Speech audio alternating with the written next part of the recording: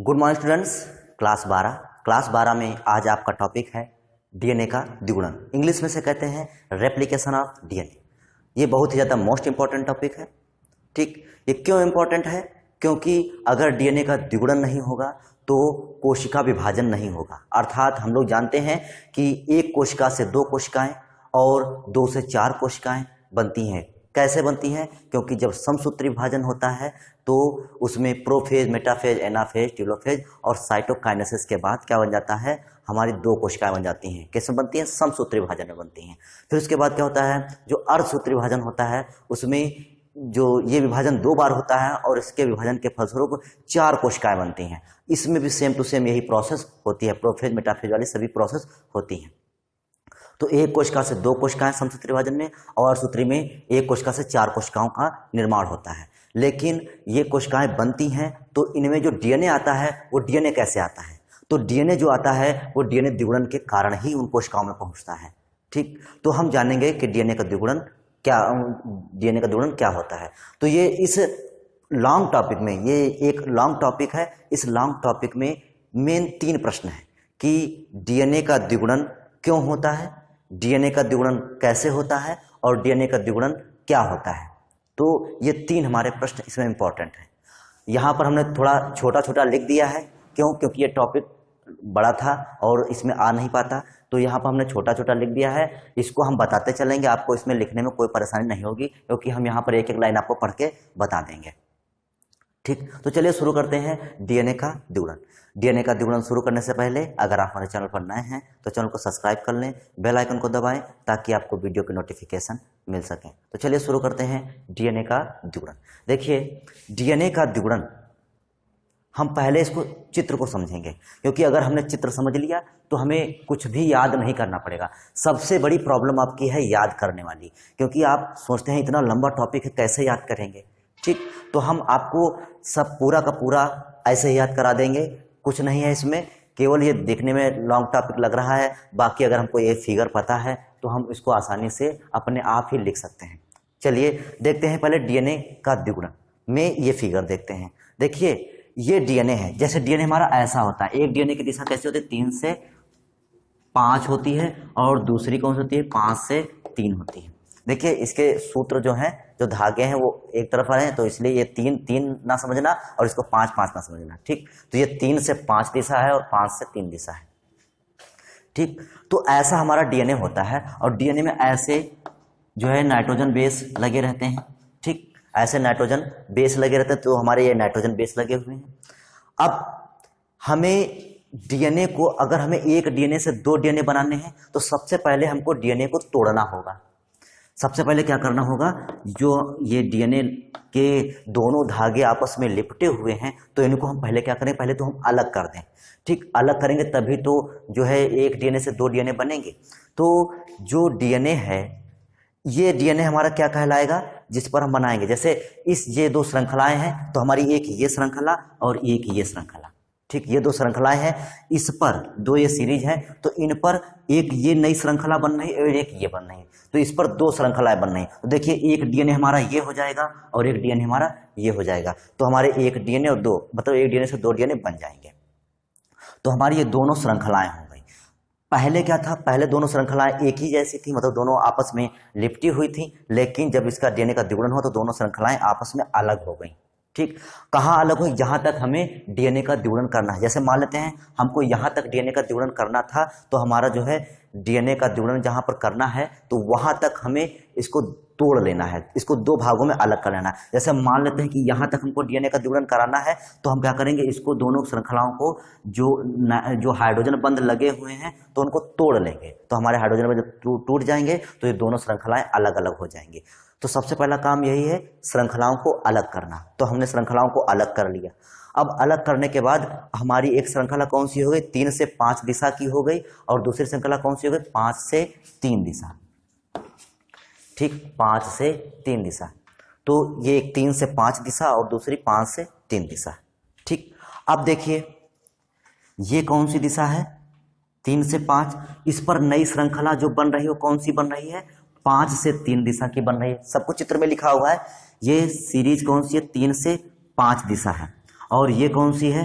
5 से 3 दिशा है, क्योंकि इस सीरीज पर जो श्रृंखला बनेगी वो कैसी बनेगी, 5 से 3 बनेगी। क्यों बनेगी, क्योंकि देखिए इस पर जो न्यूक्लियोटाइड लगे हुए हैं, इस श्रृंखला पर जो न्यूक्लियोटाइड लगे हुए हैं वो अपनी अपोजिट श्रृंखला के आधार पर लगेंगे। जैसे यहां पर ए लगा हुआ है तो यहां पर अगर हमें जोड़ना होगा नया तो टी जोड़ना होगा। जैसे यहां पर टी लगा हुआ है और यहां पर ए लगा हुआ है, हम यहां पर नई श्रृंखला बनाएंगे तो क्या होगा, हम ए यहां पर टी है तो हमको यहां पर क्या जोड़ना पड़ेगा, ए ही तो नाइट्रोजन बेस जोड़ेंगे। तो देखिए यहां पर भी ए और यहां पर भी ए, यहां पर देखिए सी है तो सी के सामने में क्या है, यहां पर जी है तो यहां पर हमें क्या लगा, जी। तो जो यहां पर ये सीरीज जुड़ रही है वो किसके आधार पर जुड़े, 5 से 3 के अनुसार ही जुड़ रही है। किसके अनुसार जुड़ रही है, 5 से 3 के अनुसार ही जुड़ रही है। तो हमारी जो नई श्रृंखला बन जाएगी वो कैसे बन जाएगी, 5 से 3 के हिसाब से बन जाएगी। तो ये तो हमारी हो गई एक श्रृंखला पर काम। अब जो दूसरी बनेगी वो बिल्कुल जस्ट इसी के तरीके से बनेगी। 5 से 3 जो श्रृंखला बनेगी, जो 5 से 3 जो नई जो श्रृंखला है इस पर कौन सी बनेगी, 3 से 5 बनेगी।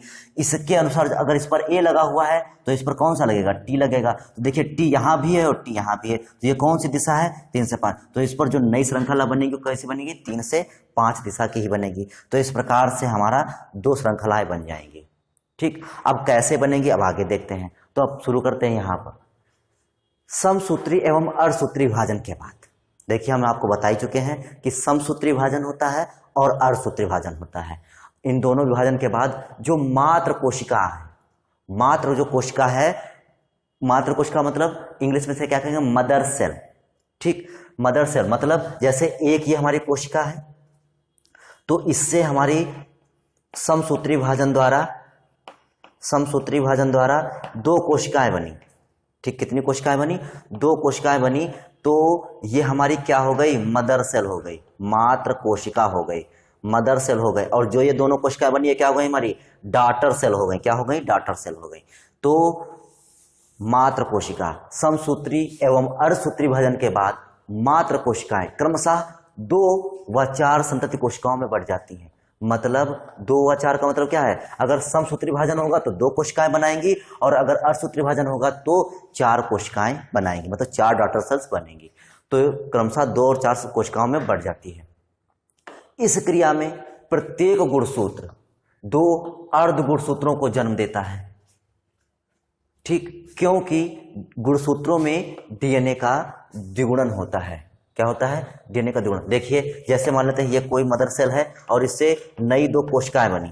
ठीक, नई 2 कोशिकाएं बनी तो इसमें क्या था, केंद्र में डीएनए पड़ा था। अब ये बताइए यहां पर ये डीएनए है, कोशिकाएं तो बन जाएंगी, लेकिन जब 2 कोशिकाएं बनेंगी तो हमको 2 है वो केंद्रक भी तो चाहिए, 2 केंद्रक भी तो चाहिए हमको। तो 2 केंद्रक बनेंगे कैसे, और जब केंद्रक होगा तो उसमें क्रोमैटिन जाल होगा अर्थात गुणसूत्र होंगे। तो हमें 2 दोहरा गुणसूत्र भी चाहिए। तो दोहरा गुणसूत्र होगा कैसे, क्योंकि हमें कौन सा विभाजन होगा, क्योंकि जो यहां पर क्या होगा, यहां पर होगा डीएनए का द्विगुणन होगा। क्यों होगा, क्योंकि हमको एक केंद्रक से 2 केंद्रक बनाने हैं, अर्थात जब केंद्रक बनेंगे तो डीएनए भी बनेगा। तो यही लिखा हुआ है कि इस क्रिया में प्रत्येक गुणसूत्र 2 अर्ध गुणसूत्रों को जन्म देता है। मतलब जो गुणसूत्र है वो 2 अर्ध गुणसूत्रों को जन्म देगा। अर्थात अगर 23 हैं तो 23 जोड़ी गुणसूत्र हैं तो अर्ध जोड़े अपने गुणसूत्रों के अर्ध गुणसूत्र बनाएंगे, आधे गुणसूत्र बना देंगे। 23 मतलब टोटल 46 बना देंगे। ठीक, तो चलिए देखते हैं। क्योंकि गुणसूत्रों में डीएनए का द्विगुणन होता है, अतः डीएनए की मात्रा का द्विगुणन, मतलब डीएनए की जो मात्रा है वो बढ़ रही है, डीएनए की मात्रा का द्विगुणन कोशा विभाजन का मुख्य सिद्धांत है। मतलब कोशा विभाजन जो हो रहा है, सेल डिवीजन जो हो रहा है, वो डीएनए की जो मात्रा है, जो डीएनए की मात्रा है उसका द्विगुणन होना। जब डीएनए की मात्रा का द्विगुणन होगा तो यही कोशिका विभाजन का मुख्य सिद्धांत होगा। मतलब कोशिका क्यों विभाजित हो रही है, कोशिका इसलिए विभाजित हो रही है क्योंकि डीएनए का द्विगुणन कराना है, मतलब डीएनए का द्विगुणन होना है। तो डीएनए का द्विगुणन होगा तो इसीलिए कोशिका विभाजित हो रही है। तो डीएनए का द्विगुणन, डीएनए की मात्रा का द्विगुणन कोशा विभाजन का मुख्य सिद्धांत है। मतलब डीएनए की मात्रा जो है उसको दुगुनी हो जाएगी। क्यों हो जाएगी, क्योंकि कोशिका विभाजन हो रहा है। ठीक, तो डीएनए की मात्रा का द्विगुणन कोशा विभाजन का मुख्य सिद्धांत है। आगे देखते हैं। द्विगुणन के समय मात्र डीएनए, मतलब जो मदर डीएनए, जैसे ये क्या है, ये हमारा मदर डीएनए है। कौन सा है ये? मदर डीएनए है। ठीक, ये मदर डीएनए है, क्योंकि इसी मदर डीएनए से ही तो हमारे 2 डीएनए बनेंगे। तो ये जो डीएनए मतलब ये और ये दोनों, पूरा इसकी दोनों श्रृंखला मिलाकर ये मदर डीएनए है। एक ही श्रृंखला में को मदर डीएनए नहीं कहेंगे। ठीक, ये पूरा डीएनए है। इसकी जो नई श्रृंखला बनेगी ये क्या होंगे? ये नए डीएनए होंगे। ठीक, तो यही लिखा हुआ है, डीएनए द्विगुणन के समय मात्र डीएनए टेम्पलेट या फार्मा का काम करता है। मतलब क्या है कि जो ये मदर डीएनए है ये काहे का काम करेगा? एक सांचे का काम करेगा। सांचा आपने देखा होगा कि जो है मिठाई वगैरह बनाते समय उसको सांचे में रख देते हैं, उसको दबा देते हैं, तो जो सांचे पर जो छाप होती है वही छाप उस मिठाई पर भी पड़ जाती है। ठीक, तो इसी प्रकार से जैसा ये डीएनए होगा वह उसी के आधार पर ये नए डीएनए बनेंगे। जैसे अगर इस पर टी लगा हुआ है तो इसी के आधार पर, देखिए इस पर टी लगा हुआ है तो इधर ए लगा हुआ है, तो इसी के आधार पर यहाँ पर ए लगेगा। तो ये काहे का काम कर रहा है? एक सांचे का काम कर रहा है। ये वाला जो मदर डीएनए है काहे का काम कर रहा है? एक सांचे का काम कर रहा है। जैसा ये डीएनए होगा वैसे ही ये डीएनए बनेंगे। ठीक, तो वही लिखा हुआ है, डीएनए द्विगुणन के समय मात्र डीएनए टेम्पलेट अर्थात फर्मा का काम करता है। फर्मा मतलब सांचे का काम करता है। डीएनए का द्विगुणन निम्नलिखित चरणों में होता है। मतलब डीएनए का द्विगुणन निम्नलिखित स्टेप में होता है। 2 स्टेप होते हैं। पहला, डीएनए का विकुंडलन, अनविंडिंग ऑफ डीएनए। इंग्लिश में से क्या कहेंगे? अनविंडिंग ऑफ डीएनए। सबसे पहले तो हमें डीएनए को क्या करना पड़ेगा? डीएनए को खोलना पड़ेगा, क्योंकि डीएनए आपस में कुंडलित है, बहुत मुड़ा हुआ है। इसकी बनाएंगे कैसे दोनों श्रृंखलाएं? तो सबसे पहले हमें डीएनए को अनविंडिंग करना पड़ेगा। ठीक, और फिर दूसरी श्रृंखला क्या है? नई श्रृंखलाओं का संश्लेषण। जब डीएनए हमारा खुल जाएगा फिर उसके बाद हम नई श्रृंखलाओं का संश्लेषण करेंगे। तो सबसे पहले हम देखते हैं डीएनए खुलेगा कैसे, डीएनए को हम अलग अलग कैसे करेंगे। तो देखते हैं, डीएनए द्विगुणन के लिए सबसे पहले डीएनए का विकुंडलन होता है। डीएनए का विकुंडलन होता है मतलब सबसे पहले हमें डीएनए को क्या करना पड़ेगा? खोलना पड़ेगा। दोनों श्रृंखलाएं अलग अलग करनी पड़ेंगी। इसको क्या कहते हैं? विकुंडलन। तो सबसे पहले क्या करेंगे? डीएनए द्विगुणन के लिए सबसे पहले डीएनए का विकुंडलन करेंगे। जिस स्थान से डीएनए की दोनों श्रृंखलाएं पृथक होना शुरू होती हैं उसे प्रारंभिक बिंदु कहते हैं। मोस्ट इंपॉर्टेंट, जैसे यहां पर हमको यहां से डीएनए को पृथक करना है, यहां से डीएनए को पृथक करना है, तो हम इसको क्या कह देंगे? इसको कह देंगे प्रारंभिक बिंदु। ठीक, इसे क्या कह देंगे? प्रारंभिक बिंदु कह देंगे। इसको क्या कहा गया? प्रारंभिक बिंदु कहा गया। मतलब जहां से हमें डीएनए को अलग करना है उसे क्या कहेंगे? प्रारंभिक बिंदु कहेंगे। ठीक, अब क्या होगा? इस प्रारंभिक बिंदु पर विकुंडलनी प्रोटीन लग जाती हैं। मतलब ये जो प्रारंभिक बिंदु है तो यहां पर कौन सी प्रोटीन लग जाएंगी? यहां पर विकुंडलनी प्रोटीन लग जाएंगी। विकुंडलनी प्रोटीन लग जाएंगी। क्यों? क्योंकि जो यहाँ पर हाइड्रोजन बंध लगे हुए हैं उनको तोड़ेगा कौन? तो वो विकुंडलनी प्रोटीन तोड़ेंगी, मतलब अनविंडिंग प्रोटीन तोड़ेंगी। और जिस स्थान पर ये प्रोटीन लगेंगी उसे कहेंगे क्या? उसे प्रारंभिक बिंदु कह देंगे।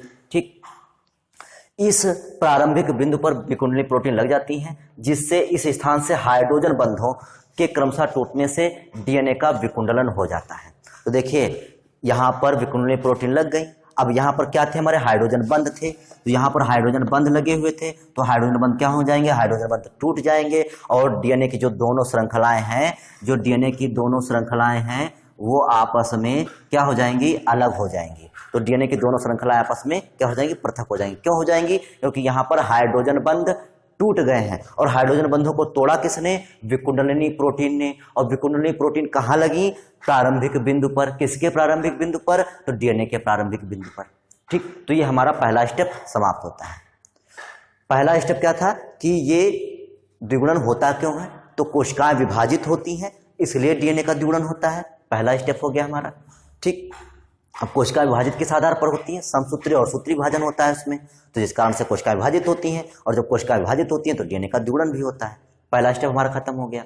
और दूसरा स्टेप क्या है कि अगर हमें डीएनए की दोनों श्रृंखलाएं अलग करना है तो अलग कैसे करेंगे, तो जहां पर से हमको डीएनए अलग करना है वहां पर क्या कह देंगे, उसको प्रारंभिक बिंदु कहेंगे। वहां पर हम क्या लगा देंगे, विकुंडलिनी प्रोटीन लगा देंगे। विकुंडलिनी प्रोटीन करेंगी क्या, हाइड्रोजन बंधों को तोड़ देंगी, और हाइड्रोजन बंधों को जब तोड़ देंगी तो हमारा जो डीएनए है वो उसकी दोनों श्रृंखलाएं क्या हो जाएंगी, पृथक हो जाएंगी।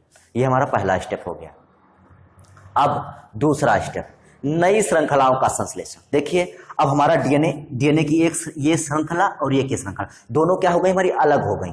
ठीक, अब हमको इस पर एक नई श्रृंखला बनाना है। हमने पहले बना लिया है तो यहां पर हमको एक नई श्रृंखला बनाना है। तो चलिए देखते हैं कैसे बनेगी। तो देखते हैं इसमें नई श्रृंखलाओं का संश्लेषण, सिंथेसिस ऑफ न्यू स्टैंडर्ड्स। ठीक, सिंथेसिस ऑफ न्यू स्टैंडर्ड्स देखते हैं। द्विकुंडलित डीएनए का विकुंडलन, एक बिंदु तक होने पर डीएनए चिमटी के आकार की रचना लगता है। मतलब विकुंडलित डीएनए का विकुंडलन मतलब जो ये डीएनए है, डीएनए एक बिंदु तक, मतलब यहां तक हमको अगर डीएनए को अलग करना है तो हम एक बिंदु तक डीएनए को अलग कर लेंगे। मान लेते हैं हमने इस बिंदु तक डीएनए को अलग कर लिया है। ठीक, इस बिंदु तक हमने डीएनए को अलग कर लिया है। तो अब क्या होगा, डीएनए कैसा लगेगा, डीएनए एक चिमटी के आकार, जैसे चिमटी देखी है आपने, तो उसकी चिमटी के आकार, जैसे चिमटी ये देखिए, ये लग रहा है चिमटी के आकार की। तो डीएनए एक निश्चित बिंदु तक अलग हो गया। अलग होने के बाद अब डीएनए लग कैसा रहा है, तो डीएनए एक चिमटी के आकार की संरचना रखता है, चिमटी की तरीके से। ठीक, तो वही विकुंडलित डीएनए का विकुंडलन एक बिंदु तक होने पर, एक बिंदु तक हो गया, मान लेते हैं कि यहां तक हो गया, मान लेते हैं यहां तक हो गया। ठीक, जहां तक हमारा हो गया तो वहां तक क्या कहेंगे उसको, एक बिंदु तक होने पर डीएनए चिमटी के आकार की रचना लगता है। इसे द्विकुंडलन फार्क कहते हैं। इसे क्या कहते हैं, अब इसे क्या कहेंगे, इस डीएनए को क्या कहेंगे, द्विकुंडलन फार्क। क्यों कहेंगे, क्योंकि जो डीएनए है वो दो भागों में टूट गया और बिल्कुल चिमटी के आकार का हो गया। कैसा हो गया, चिमटी के आकार का हो गया, इसलिए अब इसे क्या कहेंगे, द्विकुंडलन फार्क कहते हैं। ठीक, अब आगे देखते हैं। अब देखिए यहां क्या हो गया, हमारा जो है डीएनए एक बिंदु तक जो है खुल गया है, और खुलने के बाद चिमटी की तरीके से लग रहा है, और चिमटी की तरीके से लगने के कारण हम इसको क्या कहेंगे, इसको कहेंगे द्विकुंडलन फार्क। ठीक, आगे देखते हैं। अब देखिए हमारी दो श्रृंखलाएं हो गई, डीएनए हमारा अलग अलग हो गया। डीएनए अलग हो गया, हमारा एक श्रृंखला कौन हो गई, 3 से 5 हो गई। दूसरी श्रृंखला कौन सी हो गई, 5 से 3 हो गई। हमारा दो श्रृंखलाएं हो गई। अब क्या करेंगे, अब हमको इस श्रृंखला पर एक नई श्रृंखला बनानी है। कैसे बनाएंगे देखते हैं। तो देखिए 3 से 5 श्रृंखला है, तो डीएनए पॉलीमरेज इस वाली श्रृंखला पर कौन आ जाएगा, क्योंकि अगर नई श्रृंखला लगनी है, बननी है, तो इस पर कुछ ना कुछ नाइट्रोजन बेस न्यूक्लियोटाइड्स लगेंगे। तो न्यूक्लियोटाइड्स को लगाएगा कौन, तो न्यूक्लियोटाइड्स को लगाएगा हमारा डीएनए पॉलीमरेज एंजाइम। कौन लगाएगा, डीएनए पॉलीमरेज एंजाइम। ठीक, डीएनए पॉलीमरेज एंजाइम। तो 3 से 5 मोस्ट इंपॉर्टेंट क्वेश्चन है इसमें से, अभी हम पूछेंगे आपसे।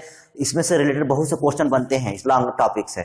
तो 3 से 5 दिशा है, 3 से 5 दिशा पर जो नई श्रृंखला कौन सी बनेगी, 5 से 3 बनेगी। इस पर नई श्रृंखला जो बनेगी उसका संश्लेषण कौन कराएगा, तो डीएनए पॉलीमरेज एंजाइम कराएगा।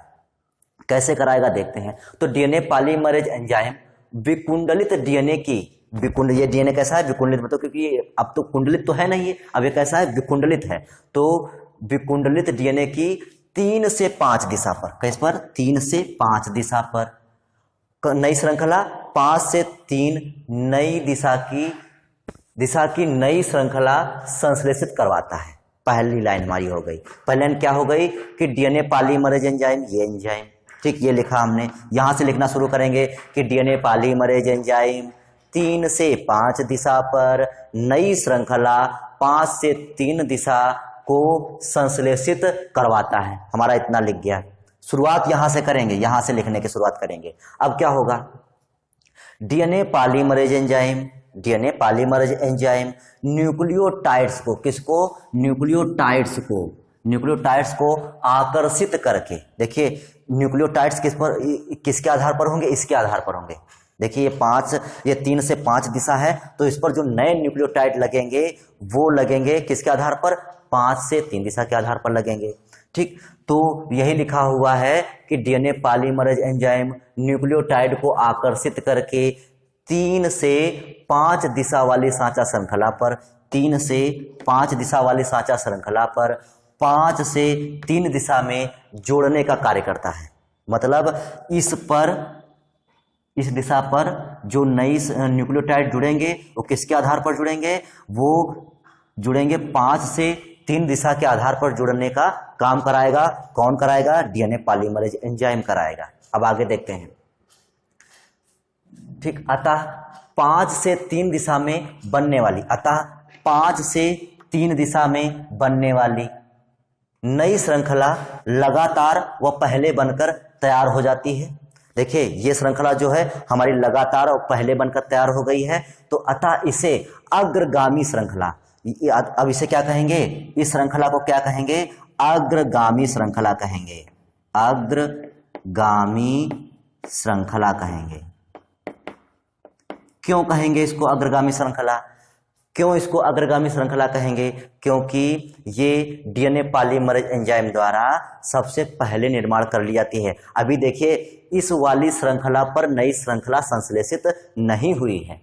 ठीक, इस वाली दिशा पर नई श्रृंखला संश्लेषित नहीं हुई है, लेकिन ये वाली श्रृंखला हमारी बन गई। कौन श्रृंखला, 5 से 3 दिशा वाली श्रृंखला हमारी बन गई और पहले बन गई। और जो पहले बन गई तो इसे क्या कह दिया गया, अग्रगामी श्रृंखला कह दिया गया। तो देखिए हमारे 3 से 5 दिशा वाले पर 5 से 3 दिशा की जो नई श्रृंखला है वो बनकर तैयार हो गई, एक हमारी श्रृंखला तैयार हो गई।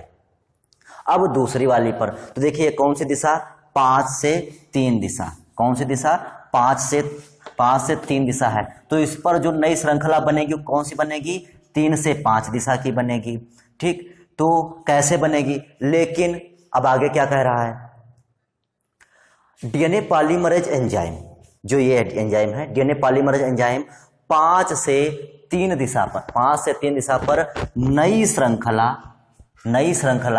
को संश्लेषित नहीं करवा पाता। मोस्ट इंपॉर्टेंट, इस वाली दिशा पर, कौन सी दिशा है ये, 5 से 3 दिशा है, इस पर नई श्रृंखला कौन बनेगी, 3 से 5 बनेगी, लेकिन कौन संश्लेषित नहीं करवा पाएगा, डीएनए पॉलीमरेज एंजाइम नहीं करवा पाएगा संश्लेषित। मोस्ट इंपॉर्टेंट बात। ठीक, इस पर तो करवा ले रहा था लेकिन इस पर नहीं करवा पाएगा, लेकिन फिर करवाएगा कौन, अगर ये 5 से 3 दिशा पर डीएनए पॉलीमरेज जो श्रृंखला है वो संश्लेषित जो है करवाएगा कौन, तो देखते हैं कौन करवाएगा। ठीक, नहीं करवा पाता। 5 से 3 दिशा सांचा श्रृंखला पर आरएनए के छोटे छोटे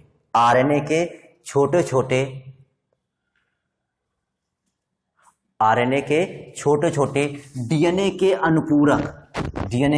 अनुपूरक खंडों का निर्माण होता है। मोस्ट इंपॉर्टेंट, जिन्हें आरएनए प्राइमर कहते हैं।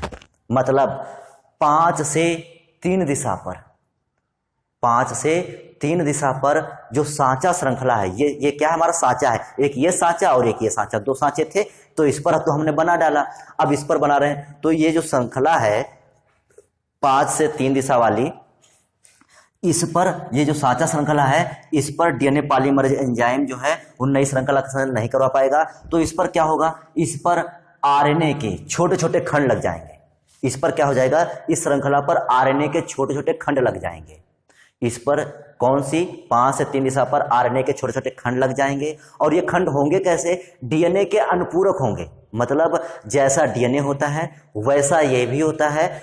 ठीक, तो ये डीएनए के अनुपूरक खंड होते हैं, और अनुपूरक खंड होते हैं तो इन खंडों को कहते क्या हैं, आरएनए प्राइमर कहते हैं। देखिए हम यहाँ पर दिखा दिया है, ये छोटे छोटे खंड लगे हुए हैं, तो इनको क्या कहते हैं, आरएनए प्राइमर कहते हैं। तो 5 से 3 दिशा पर जो नई श्रृंखला 3 से 5 बनेगी, इसका संश्लेषण आरएनए प्राइमर के छोटे छोटे खंडों के द्वारा होता है। ठीक, क्या किसके द्वारा होता है, आरएनए प्राइमर के छोटे छोटे खंडों के द्वारा होता है। अब आरएनए प्राइमर क्या करेगा, आरएनए प्राइमर एंजाइम की भांति कार्य करेगा। जैसे डीएनए पॉलीमरेज एंजाइम काम कर रहा था वैसे आरएनए प्राइमर भी काम करेगा। तो आरएनए प्राइमर एंजाइम की भांति कार्य करके 5 से 3 दिशा पर, कौन सी दिशा, 5 से 3 दिशा पर 3 से 5 दिशा की नई श्रृंखला का संश्लेषण करवा पाता है। नई श्रृंखला का संश्लेषण छोटे छोटे खंडों के रूप में करवाता है। कैसे करवाता है? छोटे छोटे, क्योंकि देखिए यहां पर ये लगा हुआ है, आरएनए प्राइमर लगे हैं, तो जो यहां पर श्रृंखला बनेगी कौन 3 से 5 बनेगी, तो ये क्या करेगी? छोटे छोटे खंडों के रूप में बन पाएगी। छोटे छोटे खंडों के रूप में बन पाएगी। इन खंडों को क्या कहेंगे? तो इन खंडों को क्या कहेंगे? ओकाजाकी खंड कहेंगे। मतलब देखिए यहां से लेकर यहां तक का जो खंड है, यहां से लेकर यहां तक का जो खंड है, क्योंकि आगे यहां पर तो आरएनए प्राइमर जुड़ा हुआ है, ठीक। तो ये जो बड़े बड़े जो खंड हैं ये इन खंडों को क्या कहेंगे? ओकाजाकी खंड कहेंगे। तो वही लिखा हुआ है, इन खंडों को ओकाजाकी खंड कहते हैं। तो आरएनए प्राइमर डीएनए का जो 3 से 5 दिशा का संश्लेषण करेगा वो छोटे छोटे खंडों के रूप में कर रहा है, जिस कारण से इन खंडों को क्या कहेंगे? ओकाजाकी खंड कहेंगे। यह श्रृंखला बाद में बनती है। श्रृंखला क्या कैसे कब बनी? तो यह श्रृंखला बाद में बनती है। कब बनती है? बाद में। तो इसलिए इसे क्या कहते हैं? पश्चगामी श्रृंखला। क्या कहते हैं इसे? पश्चगामी श्रृंखला कहते हैं, ठीक। तो इसे क्या कहते हैं? पश्चगामी श्रृंखला कहते हैं। तो इसे पश्चगामी श्रृंखला कहते हैं। 5 से 3 दिशा का संश्लेषण हो जाने के बाद, देखिए 3 से 5, देखिए 3 से 5 दिशा का संश्लेषण हो जाने के बाद आरएनए प्राइमर, अब आरएनए प्राइमर का काम खत्म हो गया, क्योंकि उसने 3 से 5 दिशा का संश्लेषण करवा दिया। तो 3 से 5 दिशा पर आरएनए प्राइमर जो है संश्लेषण करवाने के बाद क्या होता है? पृथक हो जाता है, अलग हो जाता है इस श्रृंखला से। अलग हो जाने के बाद क्या करेगा ये? अलग हो जाने के बाद अब डीएनए जो है टुकड़ों टुकड़ों में बना था, अब डीएनए के टुकड़े टुकड़े रह जाएंगे। अब डीएनए को जोड़ेगा कौन? तो डीएनए लाइगेज एंजाइम द्वारा जोड़ दिया जाता है। जो डीएनए के खंड होते हैं, डीएनए के खंडों को डीएनए लाइगेज एंजाइम के द्वारा जोड़ दिया जाता है। इस प्रकार डीएनए का द्विगुणन हो जाता है। इस प्रकार डीएनए का द्विगुणन हो जाता है और एक डीएनए से 2 डीएनए बन जाते हैं, ठीक। अब आगे क्या कर रहे हैं? डीएनए द्विगुणन में एक श्रृंखला नई, देखिए ये वाली जो श्रृंखला है 5 से 3, ये कैसी है? नई श्रृंखला है, क्योंकि ये पहले बन गई थी, बिल्कुल ठीक। एक श्रृंखला नई तथा दूसरी पुरानी होती है।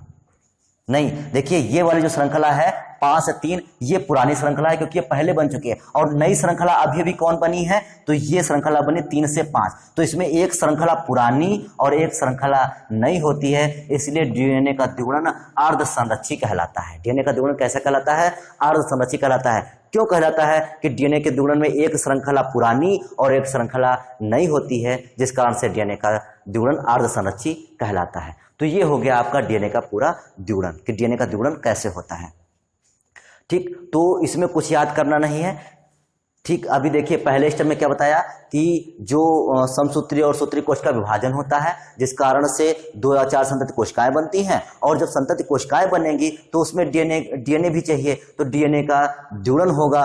तो इसी कारण से जो है डीएनए का द्विगुणन, डीएनए की मात्रा का द्विगुणन कोशिका विभाजन का मुख्य सिद्धांत होता है। और डीएनए का द्विगुणन कई स्टेप में होता है, 2 स्टेप में होता है। तो पहला स्टेप क्या है? डीएनए का विकुंडलन। सबसे पहले हम क्या करेंगे? डीएनए को खोलेंगे। कैसे खोलेंगे? तो डीएनए का जहां से हमें डीएनए को अलग करना है उसे क्या कह देंगे? प्रारंभिक बिंदु कह देंगे। और प्रारंभिक बिंदु पर विकुंडली प्रोटीन लग जाएंगी, हाइड्रोजन बंधों को तोड़ देंगी, और तोड़ने के बाद हमारी दोनों श्रृंखलाएं अलग हो जाएंगी, ठीक। तो इस प्रकार से हमारा जो डीएनए अलग हो गया, तो दोनों श्रृंखलाएं इसकी क्या हो गई? अलग हो गई। तो ये हमारा पहला स्टेप हो गया। दूसरे में क्या है कि नई श्रृंखलाओं का संश्लेषण हो जाएगा।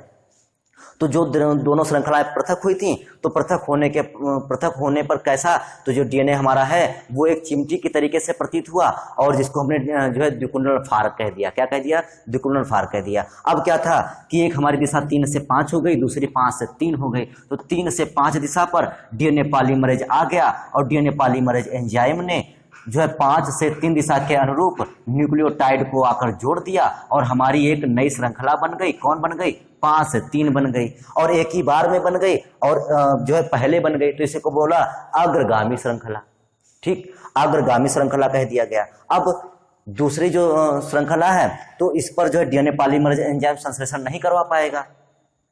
तो जब इसका संश्लेषण नहीं करवा पाएगा तो इसको कौन कराएगा? तो इसमें जो है आरएनए के छोटे छोटे खंड लग जाएंगे। आरएनए के छोटे छोटे खंड लग जाएंगे जिनको हम आरएनए प्राइमर कह देंगे, और वो 3 से 5 दिशा का संश्लेषण कर डालेंगे और फिर वो पृथक हो जाएंगे, अलग हो जाएंगे। फिर हमारा डीएनए टुकड़ों में हो जाएगा। फिर हम डीएनए को जोड़ देंगे, किसके द्वारा जोड़ देंगे? डीएनए लाइगेज एंजाइम के द्वारा जोड़ देंगे और हमारे 3 से 5 दिशा का डीएनए बनकर तैयार हो जाएगा। तो हमारे 1 से 2 डीएनए बन जाएंगे। अब डीएनए का द्विगुणन अर्धसंरक्षी हो जाएगा। क्यों हो जाएगा? क्योंकि एक श्रृंखला इसमें पुरानी बन जाएगी, अर्थात कौन? 5 से 3 दिशा की जो श्रृंखला बनेगी वो पुरानी होगी, और जो नई श्रृंखला बनेगी वो 3 से 5 दिशा की होगी। तो एक दिशा इसमें पुरानी और एक नई होगी, इसलिए डीएनए का द्विगुणन अर्धसंरक्षी कहलाता है। ठीक, ये तो हमारा हो गया डीएनए का द्विगुणन। अब इसमें कई प्रश्न बनते हैं। जैसे आपसे पूछा जाएगा आरएनए प्राइमर पर टिप्पणी लिखिए। आरएनए प्राइमर पर, क्योंकि ये लॉन्ग आंसर है, इस लॉन्ग आंसर में आपके बहुत से शॉर्ट आंसर बनेंगे। जैसे आरएनए प्राइमर पर टिप्पणी लिखिए। ठीक, दूसरा क्वेश्चन क्या बनेगा? ओकाजाकी खंड क्या होता है? ओकाजाकी खंड कहाँ होते हैं? किस श्रृंखला पर बनते हैं?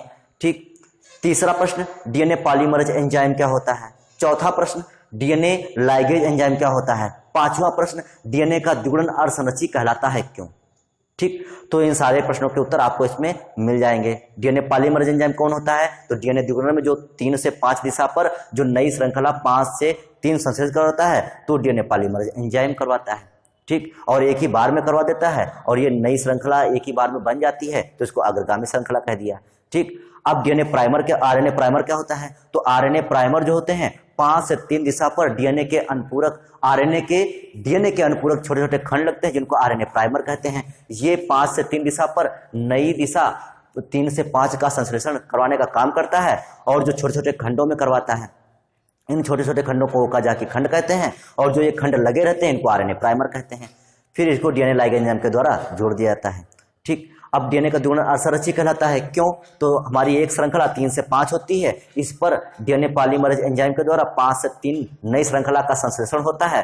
तो जिस कारण से जो है ये श्रृंखला पहले बन जाती है, इसको अग्रगामी श्रृंखला कहते हैं। फिर 5 से 3 दिशा पर नई श्रृंखला 3 से 5 बनती है जो आरएनए प्राइमर के द्वारा बनती है। ठीक, और ये बाद में बनती है इसलिए इसको पश्चगामी श्रृंखला कहते हैं। तो एक श्रृंखला इसमें पुरानी हो गई और एक नई श्रृंखला, क्योंकि जो बाद में बनेगी श्रृंखला वो तो नई होगी ना, क्योंकि ये बन चुकी है तो पुरानी हो गई। अब जो अभी बनी श्रृंखला वो तो नई होगी, तो इसमें एक श्रृंखला नई और एक श्रृंखला पुरानी होती है, इसलिए डीएनए का द्विगुणन अर्धसंरक्षी कहलाता है। इसमें आपके सारे प्रश्नों के उत्तर किसमें कम से कम जो है आपके 4-5 प्रश्नों के उत्तर इसमें मिल गए। तो आज के लिए केवल इतना ही, बाकी नेक्स्ट वीडियो में, तब तक के लिए जय हिंद।